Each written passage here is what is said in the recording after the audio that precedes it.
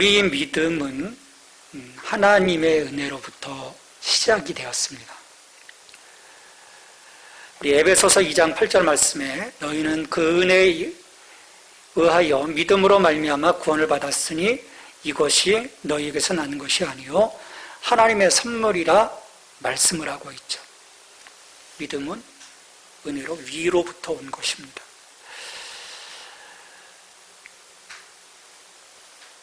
우리로 시작되는 것이 결코 아니라고 성경은 말씀하고 있죠. 사람으로부터 시작되는 왜곡된 이 신앙이 실은 문제입니다. 이것은 자기중심적이고 자기 주장이 강한 것에서 비롯돼요. 그래서 하나님을 향해서 순전한 믿음으로 나가기보다는 이 편집증적인 그 자기 고집스러움이 더덕더덕 묻어있는 어떤 그 종교적인 그 신념으로 굳어져 가게 됩니다. 이건 결코 거룩함도 경건함도 아니거든요. 오히려 하나님과는 점점 멀어져 가는 것입니다.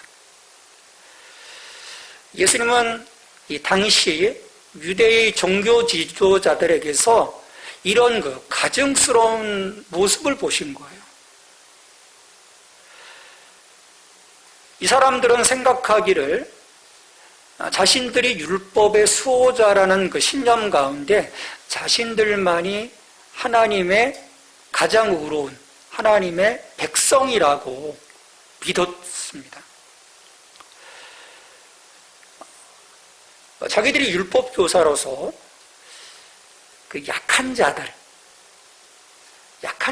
긍휼히 여겨야 하는데 오히려 자기들처럼 행하지 못한다고 하면서 저들을 멸시했어요. 죄인 취급했던 거죠. 이대로 하나님께서 주신 율법의 의도를 실은 잊어버린 거죠. 그래서 하나님의 뜻과는 너무나 어긋나 있었습니다. 예수님은 그런 그 종교 지도자들의 이 가증스러움을 깨뜨리시고 참된 신앙이 무엇인지,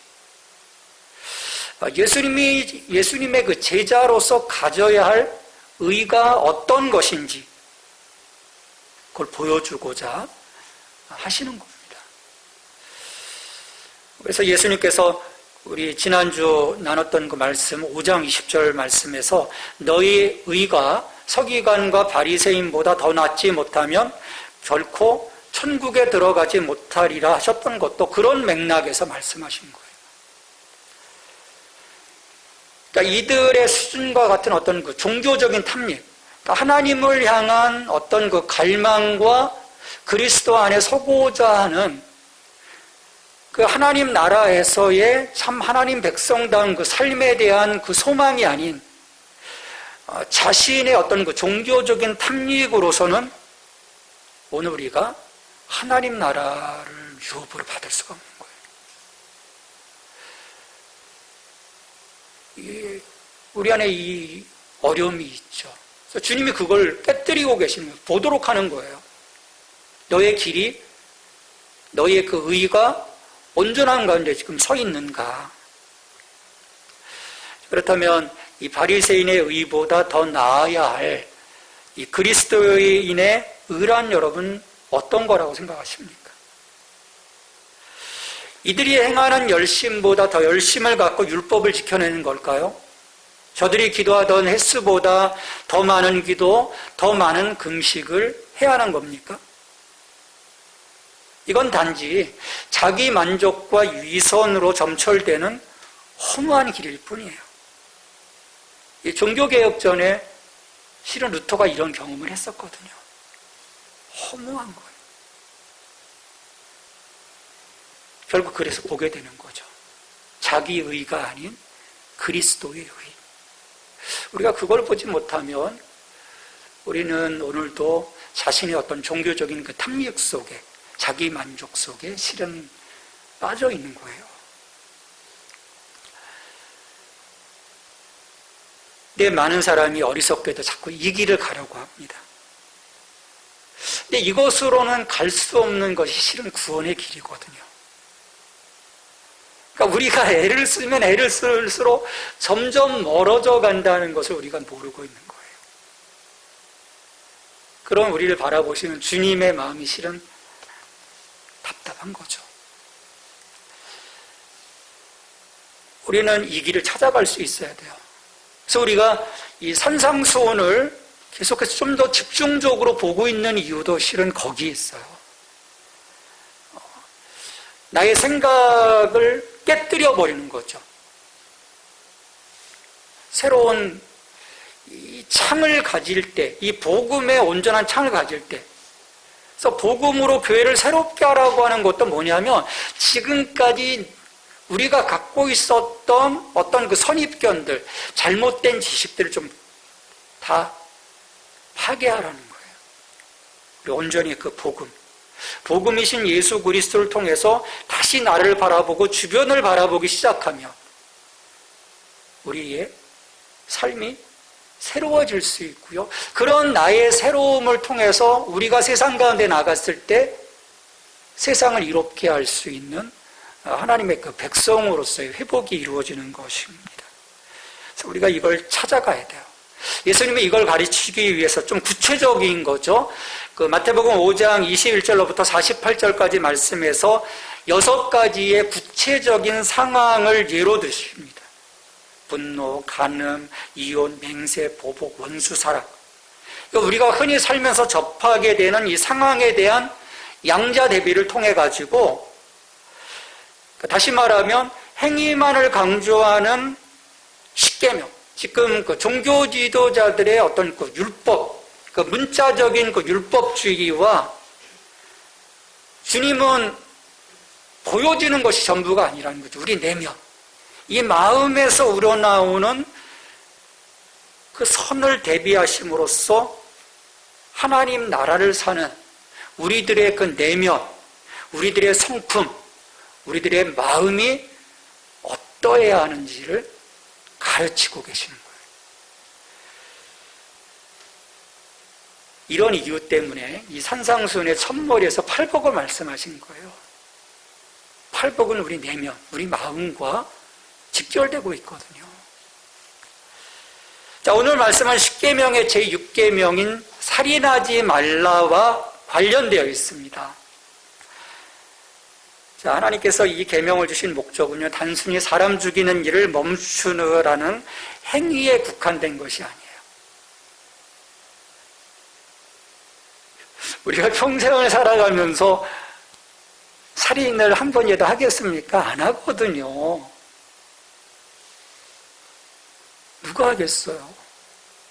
살인을 안 해요. 그러면 평생 가도 안 할 살인인데 6계명으로 있단 말이에요. 이 의도가 뭘까? 하나님이 이 말씀을 주신 것은 아름답게 창조하신 인간의 그 생명 존중에 있는 것인데,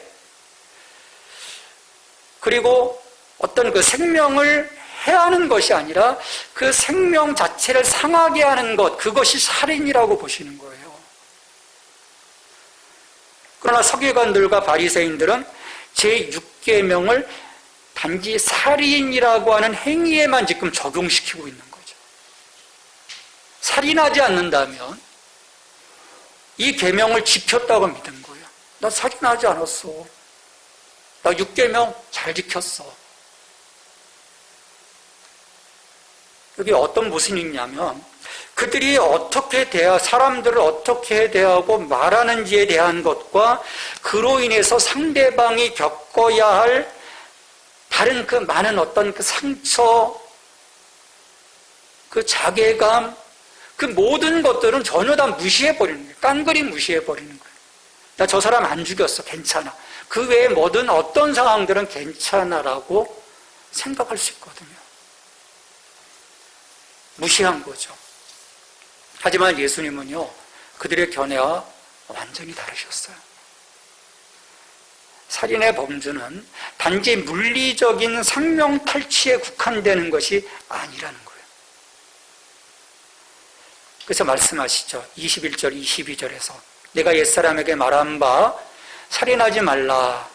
누구든지 살인하면 심판을 받게 되리라 하였다는 것을 너희가 들었으나 지금 이 십계명을 이제 종교 지도자들이 이야기한 그것들이 너희들이 이렇게 생각하고 있는데 나는 그렇지 않다고 말씀하시는 거예요. 나는 너희에게 이르노니 형제에게 노하는 자마다 심판을 받게 되고 형제를 대하여 라가라는 자는 공회에 잡혀가게 되고 미련한 놈이라 하는 자는 지옥불에 들어가게 되리라. 지금 살인의 범주를 확대 적용하고 계시는 거예요. 사람의 마음을 죽게 하는 말과 감정, 사람을 향한 분노와 멸시, 언어 폭력까지도 제6계명을 범하는 것이라는 거예요. 그리고 이 모든 것을 다 심판의 대상에 포함시켜 버리셨어요. 이것이 본래 계명의 목적이라는 거예요. 왜? 분노와 멸시, 언어 폭력이야말로 한 인격을 죽이는 일임을 예수님은 분명히 하시는 거죠. 예수님은 먼저 이 분노에 대해서 말씀하셨습니다. 분노하지 마라. 노하지 말라. 이 수없는 인간의 악행을 살펴보면요, 거기엔 분명 분노가 얽혀 있습니다. 성경에서도 최초의 살인은 분노로부터 시작되거든요. 가인이 자기가 드린 그 예배를 하나님께서 받아주시지 않자 거기에 분노함으로, 시기함으로 결국 형생을 죽이는 거죠. 이로 분노로부터 시작된 수많은 살인이 이 땅에 있어 왔습니다. 분노가 비극의 출발이에요. 왜? 이 내면에 품은 분노는 우리의 인격과 삶을 파괴하는 힘이 있기 때문이에요. 그래서 서로를 분노에 내어줄 때 비참한 결과에 이룰 수밖에 없는 거죠. 그리고 나아가서 모든 피해자의 마음에 또 다른 분노와 자괴감을 불러일으킵니다. 또 사람들은 분노 가운데 그냥 산더미처럼 품고 다녀요. 요즘 특별히 코로나19로 인해서 잘못 건들면 큰일 나는 거예요. 폭발하는 겁니다.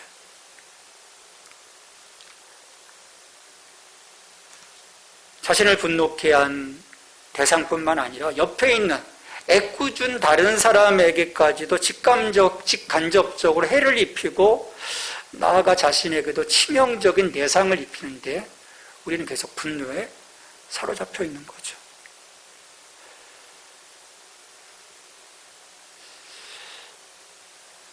우리 그리스도인들에게 있어서 이 분노는요, 정말 중요한 영역입니다. 왜냐하면 분노는 우리로 하여금 하나님의 의를 이루지 못하도록 해요. 왜? 우리 내면이 계속 죽어가거든요. 영적으로 살아나야 하는데. 그래서 야고보서 1장 20절에서 보면은 사람이 성내는 것이 하나님의 의를 이루지 못함이라 말씀합니다. 마귀에게 틈을 열어주는 거예요. 그냥 고속도로를 열어주는 거예요. 하나님과의 관계가 어그러지게 될 뿐만 아니라 이웃과의 관계, 실은 자신과의 관계도 마찬가지고 이웃과의 관계도 산산조각 나게 만들기 때문이에요. 그래서 성경은 경고하는 것입니다. 우리 에베소서 4장 26절, 27절 말씀 같이 읽습니다. 분을 내어도 죄를 짓지 말며 해가 지도록 분을 품지 말고 마귀에게 틈을 주지 말라. 여러분, 마귀에게 틈을 주지 마세요. 가장 좋아합니다. 이야, 신났다. 너 끝났다. 넌 내 밥이다. 그러게 예수님은 하나님의 나라의 의를 위한 최우선의 기본 단계로 우리 안에서 이 노를 제거하도록 말씀하시는 것입니다. 제거해나라는 거예요. 너의 약점, 마귀에게 틈을 줄 수 있는 이 영역, 이걸 좀 제어하라는 거죠. 우리가 성령 안에서 이 부분을 제어해야 합니다. 이어서 예수님은요, 형제를 멸시하는 태도에 대해서 말씀을 하셨어요. 분노에 의해서. 왜냐하면 이 분노하다 보면 이 멸시와 또 연결이 되거든요. 그 당시 대표적인 멸시의 단어가 라가라는 말이었어요. 라가. 아람어로 라가라는 말이에요. 이 라가는 상대방의 지성을 모욕하는 것입니다. 좀 더 리얼하게 말하기에 이 골빈, 아무 생각이 없다는 거죠. 상대를 경멸의 대상으로 몰아붙이면서 멸시의 표현으로 흔히 사용된 말이 라가입니다. 여러분, 누군가가 나에게 야, 이 멍청아, 이 골빈, 그러면 여러분 기분이 좋겠습니까? 마음이 팍 상하거든요. 예수님이 이것 또한 인격살인이라고 말씀하시는 거예요. 그래서 형제를 라가라고 부르지 말라고 경고하시는 거죠. 라가라 하는 자는 공회에 잡혀가게 된다. 오늘날로 치면 뭐겠어요? 함부로 그 사람의 인격을 모독했다가 명예훼손죄로 고발당해 뭐 벌금을 물을 수도 있고 잡혀갈 수 있다는 거예요. 멸시는요, 고의로 상대를 깎아내리는 행동입니다. 뭔가 자신의 어떤 그 우월함. 2000년 동안 실은 교회가 많은 이런 모습을 가졌어요. 세상을 멸시의 눈초리를 사실은 바라봤거든요. 어떤 그 구령과 긍휼의 눈으로 바라봐야 하는데, 이런 멸시는 우리 삶 속에 분노보다 은연중에 더 만연해 있습니다. 누군가를 깎아내리거나 치밀하게 소외시키는 일은 안타깝게도 세상에 늘 있는 일이에요. 학교에 가도, 직장에 가도, 어떤 모임에 가도, 또 교회에서도 실은 그런 일들이 있어서 상처를 받고 시험에 들곤 하죠. 바리새인들이 세리와 죄인들을 바라보는 눈길과 결이 실은 같은 거예요. 이렇게 보는 거죠. 하대하는 거예요. 잘못된 신앙에 물들면 실은 반드시 나타나는 현상입니다. 그 종교적인 우월함. 나는 너희와 달라. 너 그거밖에 안 되니? 자기만이 훌륭하다고 믿기 때문에 그런 거예요. 그래서 여러분 더 무섭습니다. 멸시의 의도와 결과는 언제나 상대를 배제시키고 밀어내고 따돌려 소외시키는 데 있습니다. 그 점에서 멸시는요, 분노보다 더 심하게 사회적 유대관계를 깨뜨립니다. 멸시는 그 자체로 악한 거예요. 존재 자체로 인간의 영혼을 고사시키기 때문이에요. 그래서 분노와 멸시는요, 이 땅의 재앙입니다. 마귀가 뿌려놓은 씨앗들이에요. 이와 같은 분노와 멸시를 뿌리채 뽑는 것이야말로 악을 이기고 승리하는 길입니다. 그래서 바울이 이 모든 것을 벗어버리라고 하는 까닭이 여기에 있는 거예요. 안 그러면 이로 인해서 우리 주변에서 계속 비극적인 상황들이 발생하게 되는 거죠. 골로새 3장 8절에서 말씀합니다. 이제는 너희가 이 모든 것을 벗어버리라. 한번 벗었다 입으라는 게 아니야. 깨끗이 다 벗어버리라는 거예요. 곧 분함과 노여움과 악의와 비방과 너희 입에 부끄러운 말이니라. 이처럼 예수님은 살인 없이도 존재할 수 있는 내면에 승화하는 악을 말씀하시면서 한 걸음 더 깊이 들어가십니다. 미련한 놈이라는 자는 지옥불에 들어가게 되리라. 이 말씀은요, 이 말씀에서 예수님이 생각하시는 것은 어떤 그 특유의 섬뜩한 멸시와 살벌한 분노를 한데 담아가지고 이 미련한 놈이라고 쏘아붙이는 장면이에요.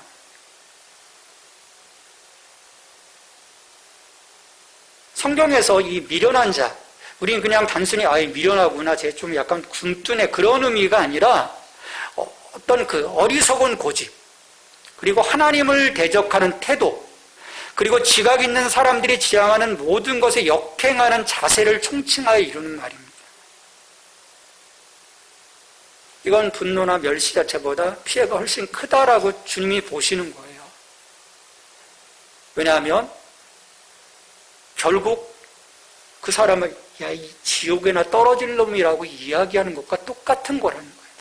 너 이 세상에 살 가망이 없어. 야, 너 같은 존재가 왜 세상에 사니? 그냥 지옥에나 가라. 그런 말이라는 거예요. 이것 때문에 상처받는 사람들이 많아요. 이 어떤 그 공동체 안에서, 직장 안에서, 학교 안에서 선생이 학생에게, 직장 상사가 부하에게 이런 일들이 실은 난무하고 있거든요. 이런 의미로 누군가에게 딱지를 붙이는 것은 참으로 파괴적이라고 주님이 보시는 거죠. 그 안에는 분노와 멸시의 모든 악이 함께 들어있어. 그렇습니다. 그 사람이 죽게 하는 거죠. 그러니 예수님께서는 그 가해자가 반대로 지옥불에 들어가야 마땅하다라고 말씀하시는 거예요. 그렇게 말하는 자는 네가 지옥불에 들어갈 것이다라고. 이게 문자로 봐서 굉장히 쉬워 보이는 거죠. 그 당시 회중들에게는 이건 굉장히 파괴적인 거예요. 야, 이런 말을 했다가 우리가 지옥에 들어가는 거야? 우리 예수님은 그렇게 보시는 거야?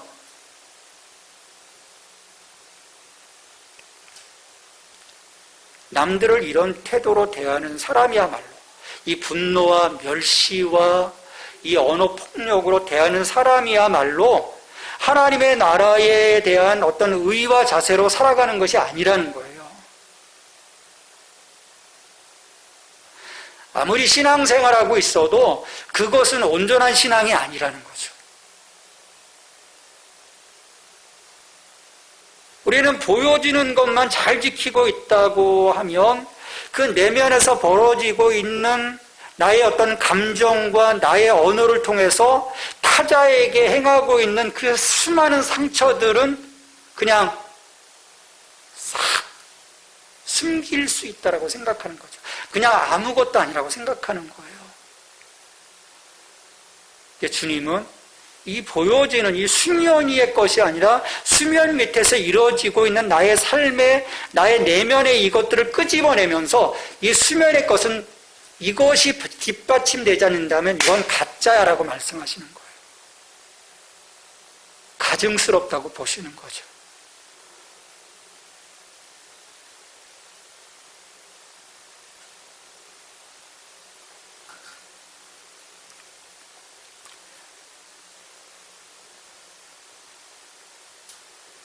물론 분노와 멸시, 모욕, 언어, 폭력 등이 살인이라는 실제적인 행동으로 이어지지는 않아요. 겉으로 볼 수 없거든요. 근데 하나님은 그것이 진정한 살인이라는 거예요. 분노와 멸시가 언어, 폭력이 살인이다.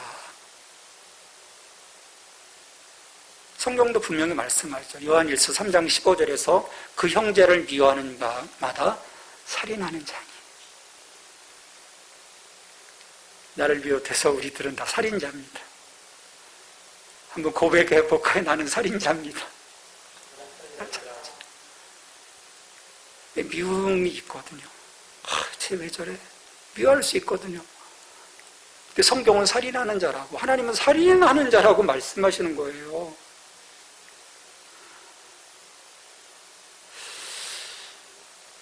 왜냐하면 이런 분노, 멸시, 미움, 언어, 폭력 자기는 아니라고 해도 그런 내면의 모습이 있는 거예요. 어떤 거냐면 분노와 멸시와 모욕은 소위 자기에게 방해가 되는 존재를 제거하려는 욕구를 나타내는 추한 증상이라고 보시는 거예요.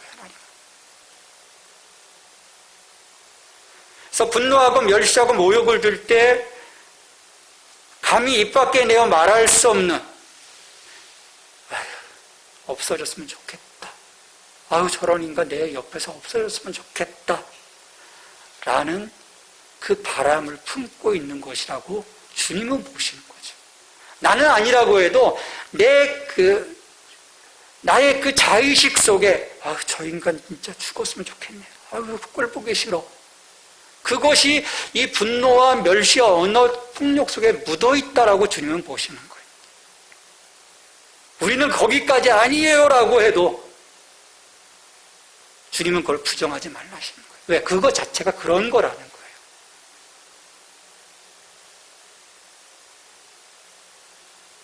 하지만 바리새인과 서기관과 랍비들은요, 이 제6계명을 계명하는 것은 살인하는 것뿐이다라고 가르쳤던 거죠.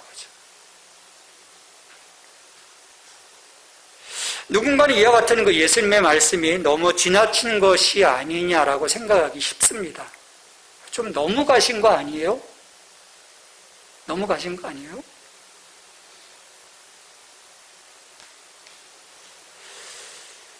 근데 이 문제를 사람들은요, 너무 가볍게 여기는 거예요. 너무 가볍게 여기는 거죠.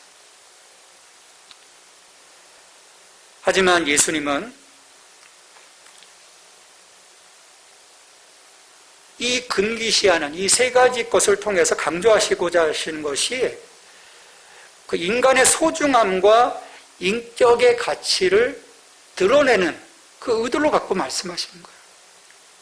너 정말 너 자신과 타자에 대한 소중함과 그 인격의 가치에 대해서 어떻게 생각하고 있니?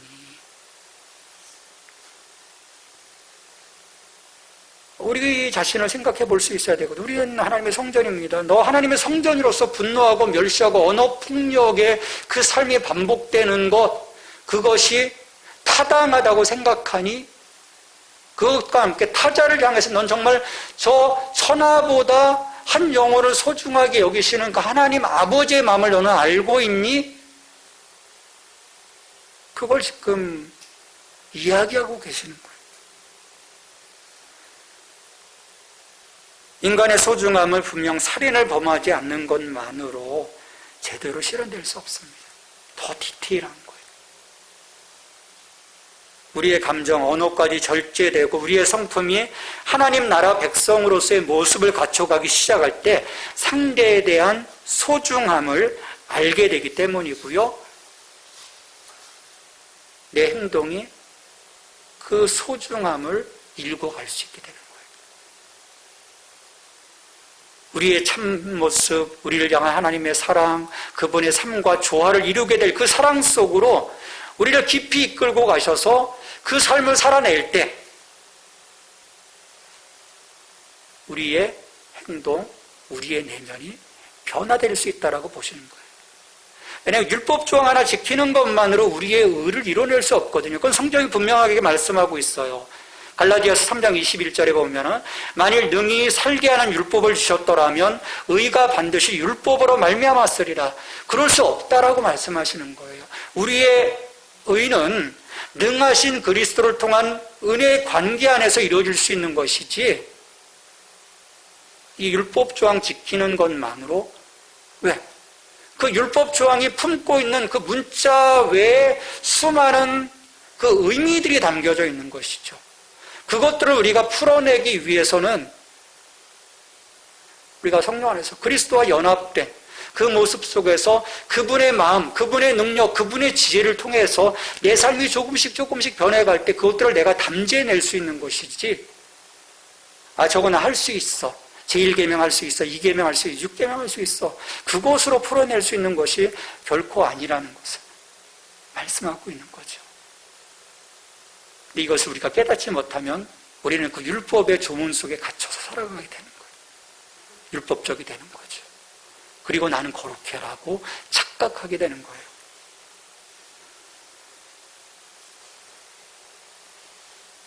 예수님께서는 이런 그 의에 대한 옛가르침과 천국의 의인 첫 번째 대비해서 분노와 멸시의 위험성이 있다라고 이제 지적하시면서 그래, 알았으니까 분노와 멸시와 언어폭력을 그쳐.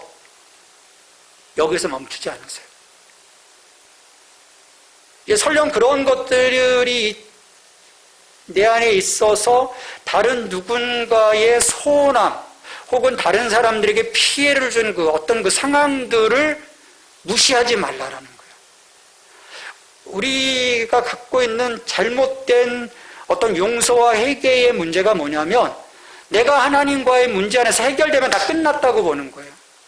저 사람에게 상처를 줬고 저 사람에게 피해를 줬는데 저 사람의 상처와 피해 입은 것에 대한 것은 상관없어요. 내가 지금 하나님과 풀었어요. 하나님 나 용서해 주세요. 내가 잘못했어요. 저 사람에게 상처를 줬어요.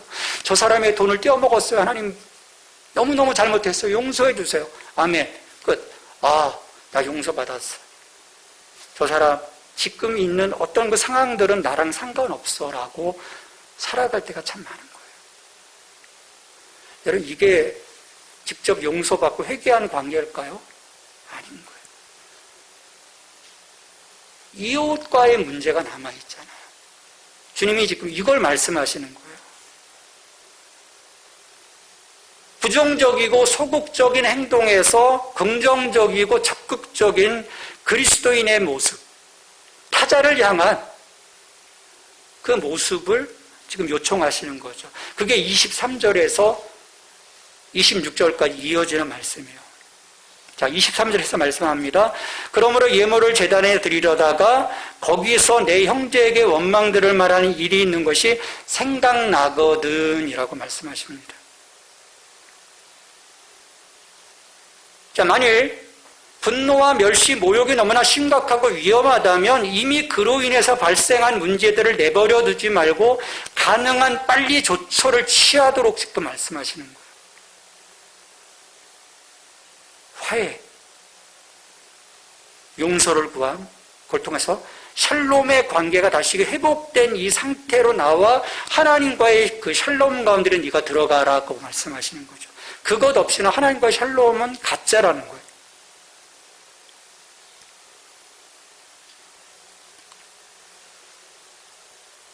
그래서 하나님은 진심으로 우리가 다른 사람들을 어떻게 대해야 천국의 삶에 합당한 자가 되는지를 분명히 하도록 이 예를 들어서 말씀하고 계시는 거죠.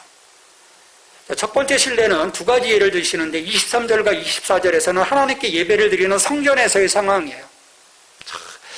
이제 하나님 저희 예배를 받아주세요.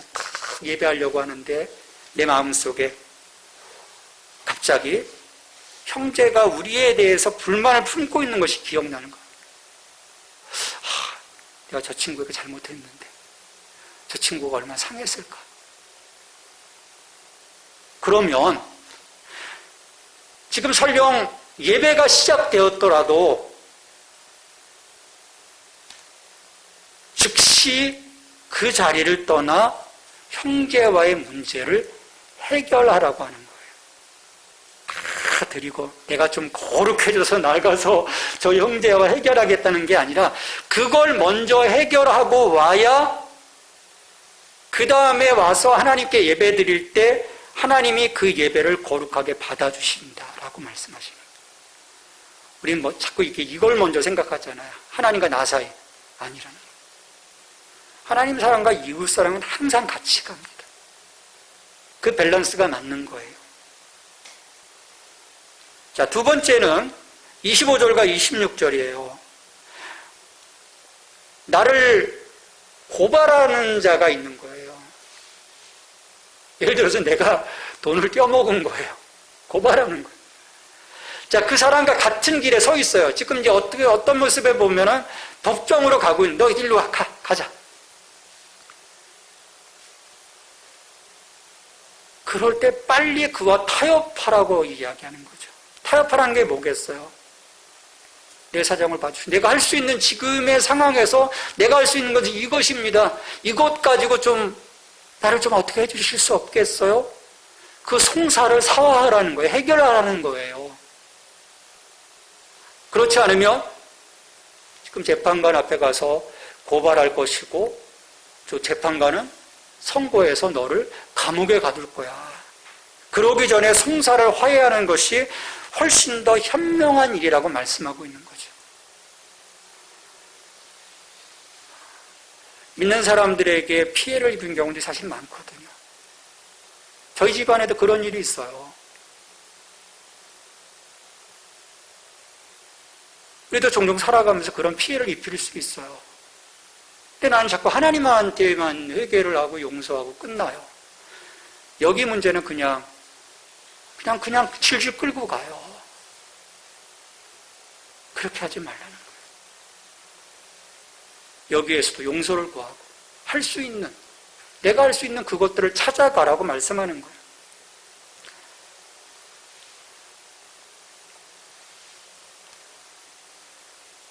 이 두 경우 모두 기본적인 상황이 똑같습니다. 누군가가 우리에 대해서 불만을 품고 있다.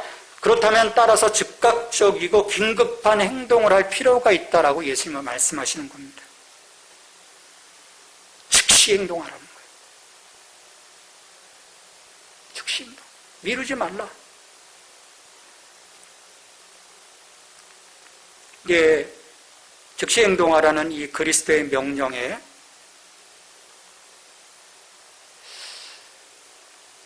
즉각적으로 우리가 늘 따르고 있는가?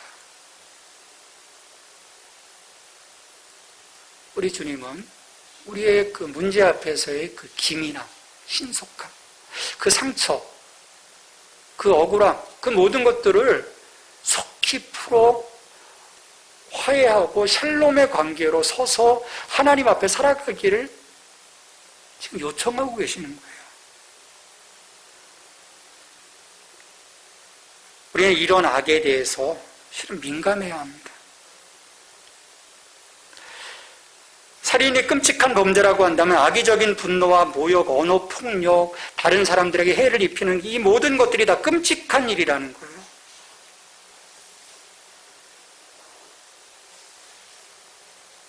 그래서 예수님은 이런 우리들의 행동을 통해서 일어나는 그 많은 그 소원함이 남아있게 해서는 안 된다. 그런 그 소원함이 자라도록 해서도 안 된다.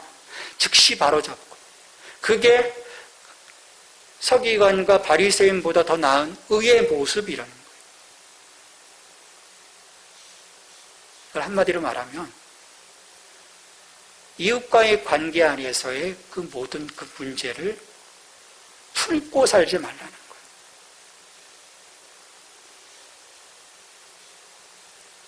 그럼 반드시요 곪습니다. 관계도 곪지만 내 영이 곪어요. 내가 상하는 거예요. 이처럼 예수님은 제6계명의 논리가 함축된 이런 극히 실제적인 교훈을 끌어내시는 것입니다. 좀 민감해라. 인격에 대한 그 소중함과 그 사람 생명에 대한 그 소중함을 가지고 좀 민감해라. 함부로 하지 마라. 우리 아이들 폭력 얘기하면서 그러잖아요. 꽃으로라도 때리지 말라라고 얘기하잖아요. 그런 그 섬세함이 우리가 정말 하나님을 믿는 백성이라면 그 섬세함이 있어야 한다는 것이죠.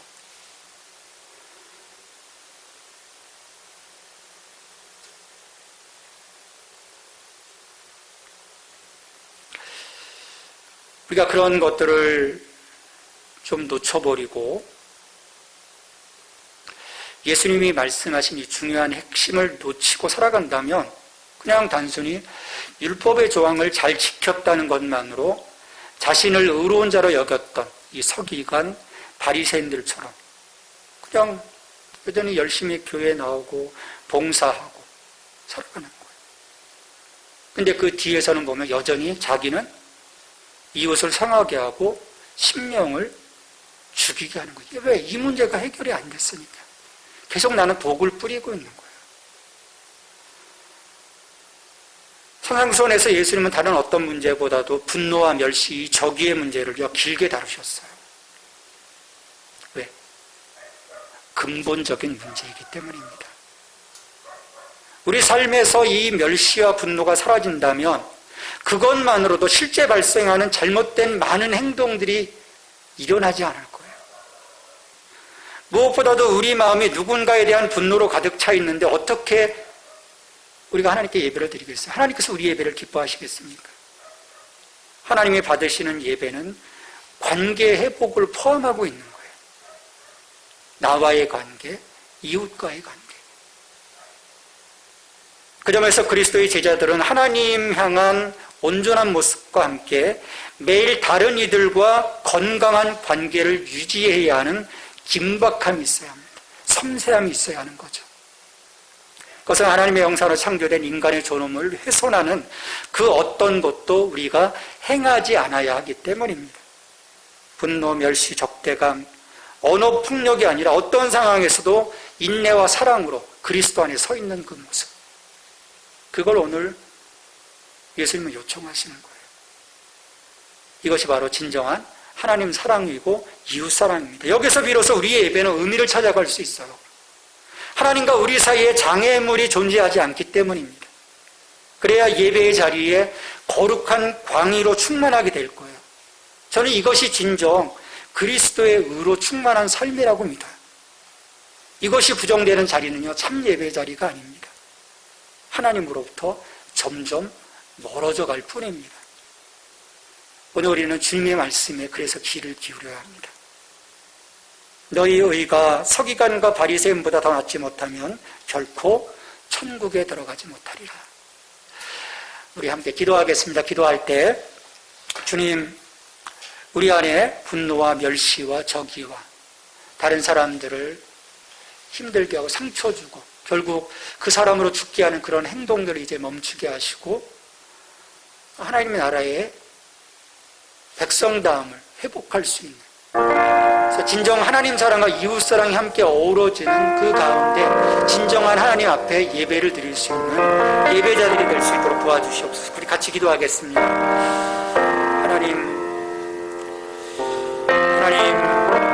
우리를 주신 그 은혜 앞에 우리가 서 있습니다.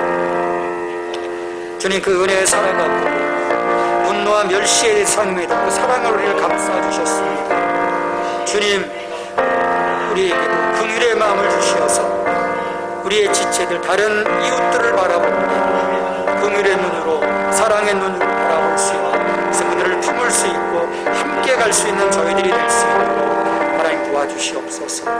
우리의 의가 주님 도와준 그 삶을 통해서 주님 앞에 온전하게 설 수 있는 하나님 믿음의 모습이 될 수 있도록 도와주시옵소서.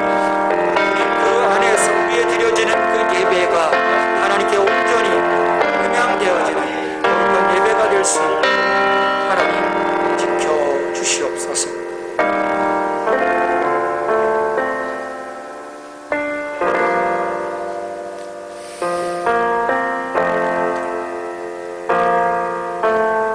죄악 가운데 있어 하나님의 분노와 심판의 대상이었음에도 불구하고 하나님이 우리를 긍휼히 여기셔서